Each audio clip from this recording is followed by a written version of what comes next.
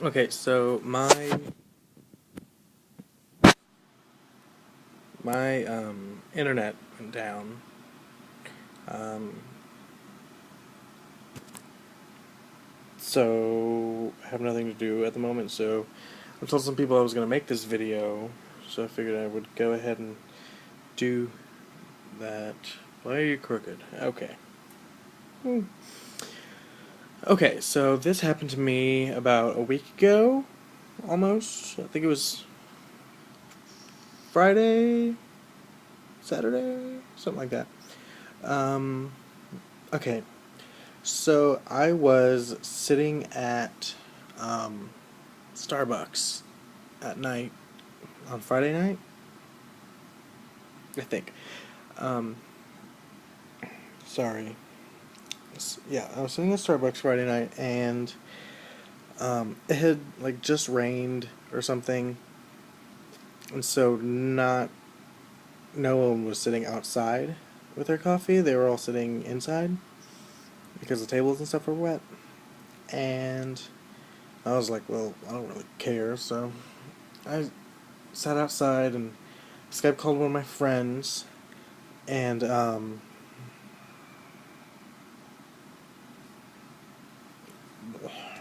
sorry, I'm really tired. Skype called one of my friends, and him and I were talking, and I was about to start writing,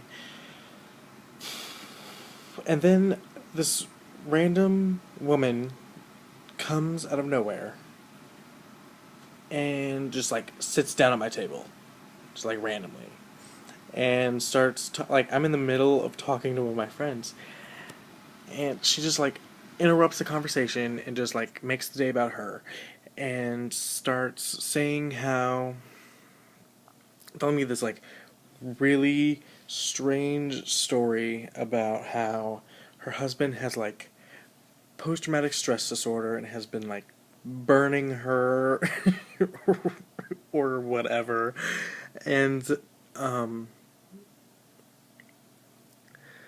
yeah, and like it starts to like take off her shirt to show me her burn scars, and starts telling me that her car ran out of gas on one of the highways and was wondering if I could give her a lift. And I was like, I don't know if that's such a good idea. She's like, oh, well, can you just give me some money? And I was just like, I'm poor as hell. I don't have any, that much money. And so she's like, oh, come on, come on. She's basically begging. And I was just like, look, there's an ATM like right over there. I can go withdraw like $10. That's all I can afford. And I'll give that to you. How does that sound? My intention was to drive away. Now, she's like, okay, yeah, that works. And, so, like, I start getting my things. All the while, I'm still on the Skype call with my friend. And, I'm, like, starting to walk to my car, and she gets up and follows me and tells me more about this story with her husband and things like that. And I'm just like, oh. And so then I was like, cool, yeah, I'm gonna be right back. She's like, oh, well, can I come with you? I was like, no, I don't think you should. She's like, oh, come on, please, please, please. And I was like, eh. And then this, these two people come out of the Starbucks and try to get in their car that's right next to mine. No. Their car wasn't next to mine. But, like, I was like on my way to my car still because I had parked away. But like they had like come out, and I had stopped and talked to her, still trying to convince her to not come with me while I ran away. And they get in their car, and I'm like trying to look at them, like, can you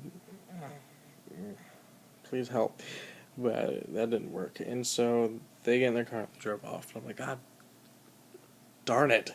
And so I finally get to my car, and I'm like, and she keeps trying to push, trying to get me to get in there, to let her get in my car, and all of these other things. And at this point, talking to my friend later after all this happened, it was at this point where the Wi-Fi on my iPad had disconnected. And so the Skype call was no longer going on. But he heard the majority of the beginning of it. And so she basically tells me that she has a she has a gun and she was going to shoot me, basically. But didn't let her come with me. Now, I didn't see this gun. I don't know if she had it with her, but I really could not afford to take that risk to call her out on this supposed gun. So I just decided, I mean, what am I supposed to do? You know, I didn't have my cell phone with me. I don't know. I'm an idiot when it comes to living in the city, clearly. And so I was just kind of like, crap. And so I'm like, okay, damn it. And so we get in my car and I drive to the ATM and we pull up to the ATM and she's like, you're going to be taking all of your money out. And I was like, I assumed. And so because I'm poor, I only managed to give her $40 because that's all I had. Well, I had like 43 in there or something like that. And then after that, she tells me we're going to drive to the highway where her car is broken down. And I'm like, I don't have the gas for that. And I like gestured toward my gas tank, because it was on E, basically. And I had intended to use the money that was in my account to put gas in my car when I was done with Starbucks. That was not working out anymore. So, when I told her that my car was on E, she decided to punch me a couple times in the face. And then told me, no, we're going to be driving. I was like, I literally do not have the gas to make it that far. If we drive to your car, my car will run out of gas, just like yours did, on the way. And so she's like, okay, we'll go to the gas station. I'm like, I don't have any money anymore to put gas on my car. And she decides to inform me, as if I didn't already know, that gas stations, if you pay at the pump, will let you overdraft your account. Now, I was hoping she wouldn't know this, but she did. So, she forces me to pull over at a speedway and overdraft my account. I only put like $15 in there because it was enough to get me to where we were going and back, hopefully. And so we get back in the car.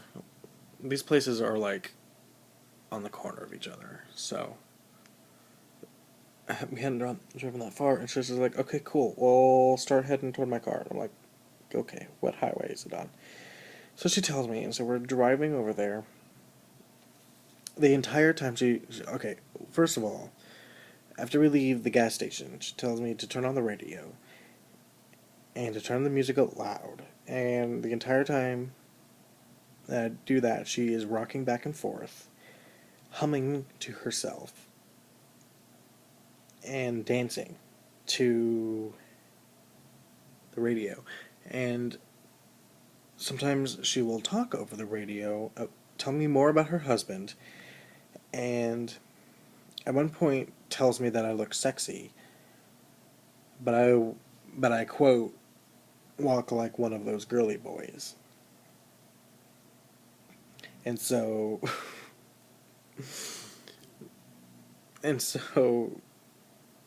she then tells me this story about how earlier that day she had gone up to this man. She apparently tried to do this earlier. And she had gone up to this man, and she managed to get off of him was like this piece of fish. And so she had it, and I was wondering what she had in her hand. It was like this thing wrapped up in paper. I was afraid that was like the gun or something, and I wasn't really sure what was wrapped up in paper, but that was the piece of fish, and apparently she had eaten like half of it. It was like really thirsty or something, and so she told me this story, And then she tells me that that I am going to be driving her to another gas station on the way to the highway and pull over and let her use the money that I just gave her to buy a 2 liter of soda for her to drink in my car because she's thirsty because of this fish. And so, like, okay. Now, I didn't know if she intended on, like, holding up the gas station or what, but and so we get to the we get to the gas station, another Speedway, mind you, and she's like, "You gonna stay right here?" And I was like, "Yes, ma'am." And so she gets out and she waddles her way into the gas station, and as soon as I see her get to like the drink station, I drive off. And that was a story people wanted me to tell because some people heard that I had been mugged. I don't know if that does that count as a mugging because it happened in my car. It wasn't like in a dark alley or anything. I don't know the specific categories of mugging, but that's how an insane, obese woman stole all of my money.